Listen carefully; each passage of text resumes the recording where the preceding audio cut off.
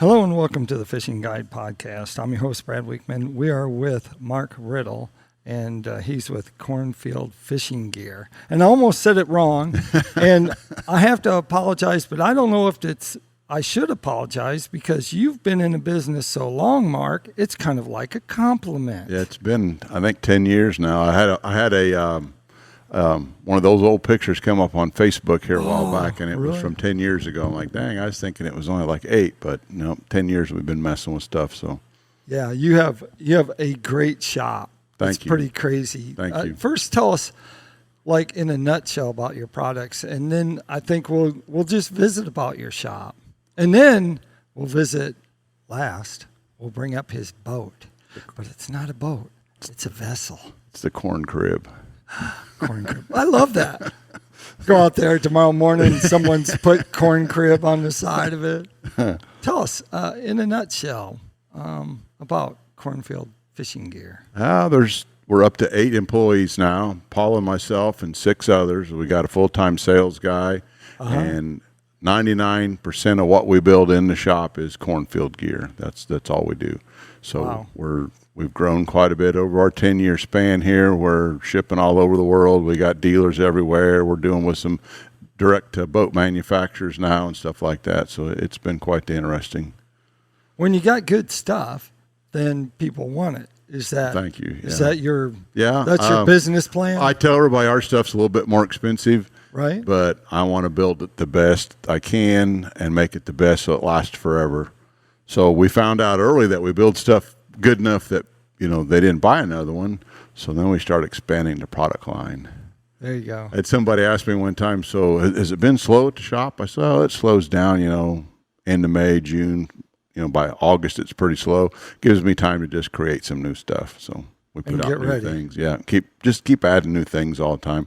What people don't know about the fishing industry is actually you build the products and get them going late in the year because you have to have those products ready for the spring event. So you have to really build your stock up, don't you? Depends how it goes. We're working on something we've been playing with for almost 4 years, and I still don't have what I want. We've been hard at it for 2 years now, and I have prototypes in my hands, not what I showed you on the boat, something completely different from that we're messing with, and I'm short with patience, and I got other people helping me and all this and that, and I really wanted to have it out by this year for show season. For me, it's show season, January. I got to have a new product by January because we're hitting the road hard, that first 2-3 months, and I didn't have it. So I got scolded because I took my phone out and started filming. I'm like, hey, this is gonna be on my YouTube channel, and he's like, whoa, wait a second there, partner. I've made mistakes doing that before, putting stuff out that we're playing with, and I don't have it refined yet, or I'm having problems. I might find a problem in what I showed you earlier today that I don't know about yet. This is the only one, and the only one on a boat, and it's only been on a lake once. And I want to that's why I really busted to get on here for this weekend because I'm gonna fish it every day, and it handled the ride from Kentucky to Como, Mississippi on the boat, no problems and all that. So everything's got to be tested very well before I turn it loose. I've had stuff that I put pictures out and people's calling wanting it, and then these people are calling, where are you out? When are you gonna have it? When are you gonna have it? When are you gonna have it? Well, I don't know. Right. It's a process. We're excited because we get to go in the corn crib and get out there in the water. You promised me, so we'll go. We'll get out there. So tell us about your shop. Your shop is interesting. I was just there like a couple months ago. So we have 9 CNC machines, Haas machines. They're made out of California. Yeah. I've been running those for a lot of years. They're maybe not considered the best machine on the market, but for the money and for what I'm doing, they are by far the best machine on the market for me. We got 3 lathes, 6 mills, and I bought an NC saw so we can punch in how long a bar needs to be cut, and it just keeps cutting them. So because we couldn't keep up with the dang saw with the other machines. And then we've added 4th axis stuff so we can rotate.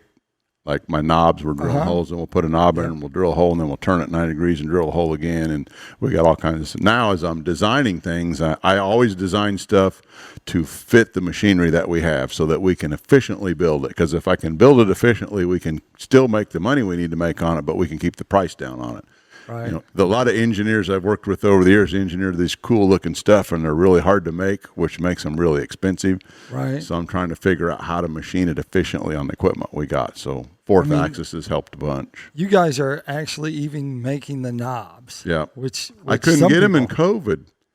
Right. We had our folding mount back in COVID, and it's got that spring pin on it that locks it down. We had something like, Paula had something like 40 of them on the floor in a box, ready to go, waiting on the daggone knob.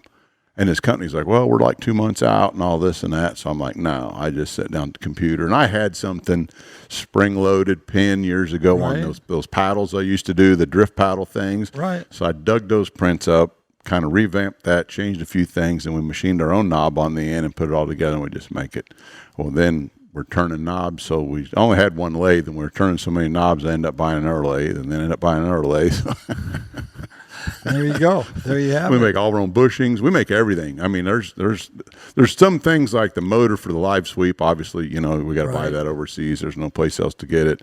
I got a company in the actually from home up in Hoopeston, Illinois, that makes my wiring harnesses. I have them because we don't do wires, so I have them made, from a friend. I try to do with some friends. I got a couple other buddies that's got machine shops up around Champaign, Illinois, and I'll farm them work every now and then because I know what their quality is and it matches what I want. So I only use people that I know and people that's, good. So we are on your boat today, and on the very front you had a dual mount system. Yep. For your Garmin, and talk a little bit about that. Well, we named that one the tree mount because it's this big, like, tree coming up with two arms coming off of it. Right. And what we've done is, and I like to put a lot of adjustability and everything because everybody's setup's different. There's not a cookie cutter way to do anything. So everybody's boat is a little bit different, or this guy fishes it like this or that. So I try to design in as much adjustability and movement as possible. So this one, each arm has one unit on it. So I have one unit on the top, one unit on the bottom, and they will spin 360 degrees around the tree trunk. Right. And the tree trunk has notches in it, so it's got my spring pin. Again, same pin we use everywhere. That's how I design things too. So we pull that pin out, and you can slide it up, and that tree trunk has notches machined in it so that pin snaps in it. So I can put that every 2 inches, I think it is, you can raise and lower a unit. Right. And it still swivels 180 degrees no matter where you put it at. And then the lower unit, you can raise it up as long as it stays below the top unit, and you can rotate it around. So I can rotate the two units individually. You know who really likes that? Guides. Right. Because they can turn one for their customer and one for them, and and then the whole sun glare issue, you can adjust them individually and then raise the one. I usually leave my mapping one low and I bring the other one up, and and then I can tighten them all up on the tree trunk and then loosen the knob on the bottom and turn both of them together or take the whole thing off. So.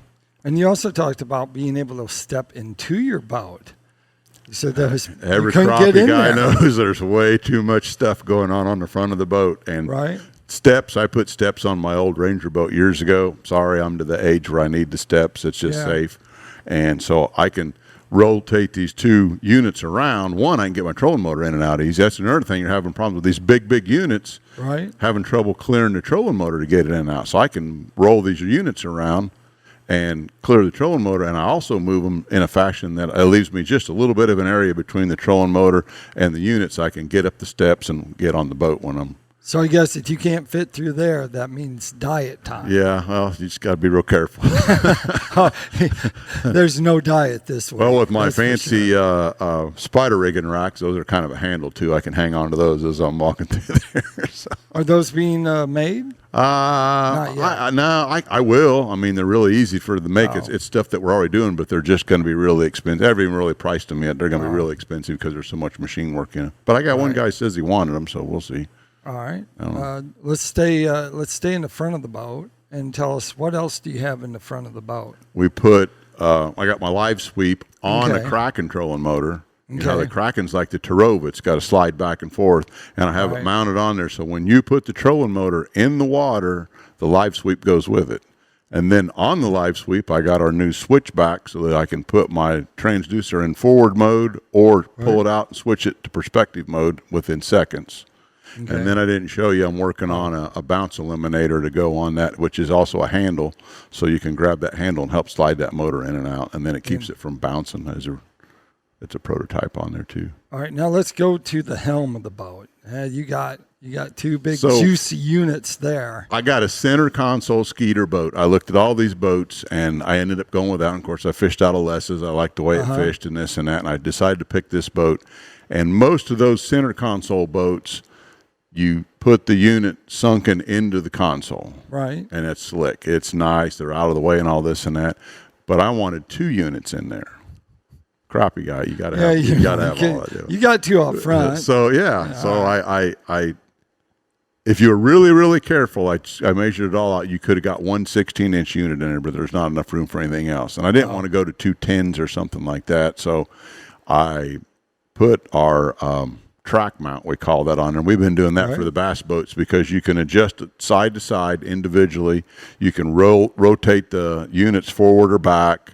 You can rotate them, turn them, so you can curve them into. A lot of guys the bass guys especially kind of like them curved so that they can see them easier.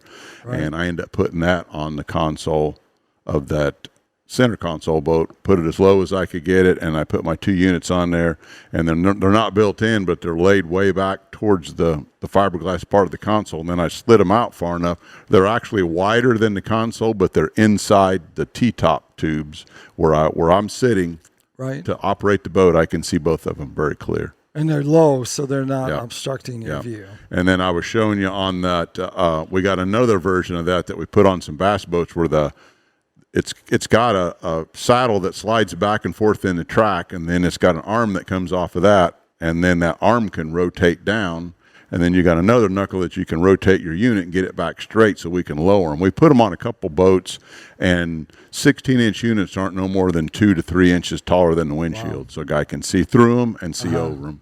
Yeah, it's like when you were a kid, you probably would have played with Transformers. If they would have had them, I don't Legos. think they had. We built everything under the sun out of Legos. I was thinking like little Transformer things. I'm still the boomer, so we didn't have all that kind of stuff yet. That's what I was thinking on that. Let's go to the very back of your boat. Once again, you've come up with another holder for your graph. I like pulling a lot. I like pulling crankbaits, long lining, starting to get into the catfishing stuff a little bit. You can pull with that. Next week, I'm going to Lake of the Woods. We're going to do a little walleye, so we're going to pull for walleye. I like pulling. So I took the seat pedestal out because I'm not really going to, it was too far to the back to turn around and look backwards. So I took it out, and I just put something we've been doing for quite a long time, our telescoping mount.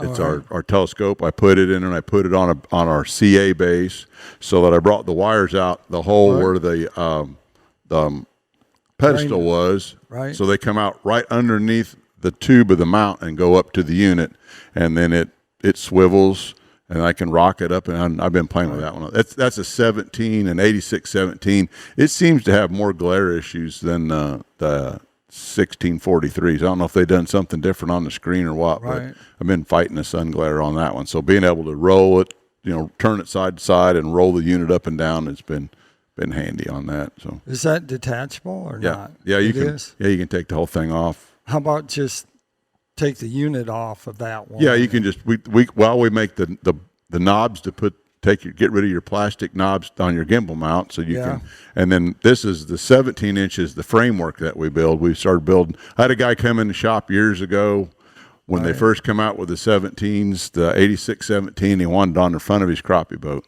Okay. I don't know if you know him or not, Ronnie Cap. So when he come in, I kind of do what he wanted. So I've turned that into a heck of a product where we do it for everything, all the big units. So we build a frame to put it in because those units don't have gimbal holes, and then I got make my own gimbal mount and everything for it. So all right, and then you have holders back there too. In fact, kind of the ones that Les has sitting right over there in his boat. Yeah.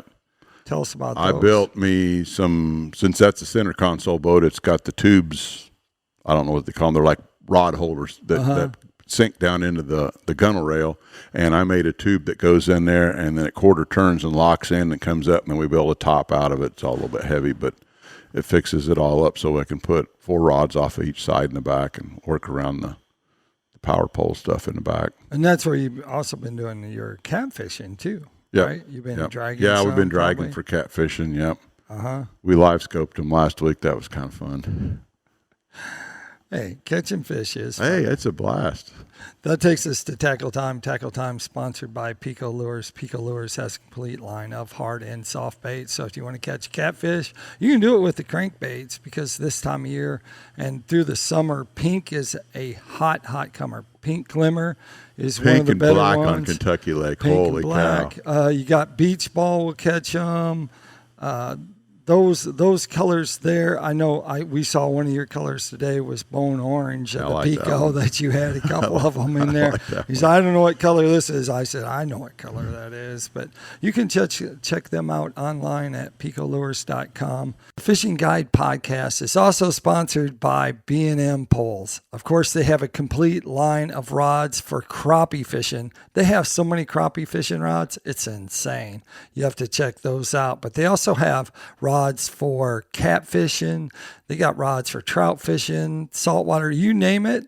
They got a rod that you can go fishing with and catch fish with. So make sure you check their rods out and all their products at bnmpoles.com. Mark, if they want to find out more about Cornfield, it's Cornfield, I have to say it again, Cornfield Fishing Gear. Yep.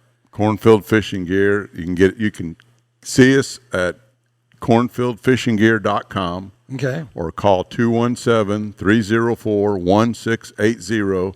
You'll talk to our sales guy, Will, and we can get you fixed up with about anything you need. All right. Sounds good. Appreciate it. Like I always like to end the show, make sure you keep your hook sharp and your lures in the water.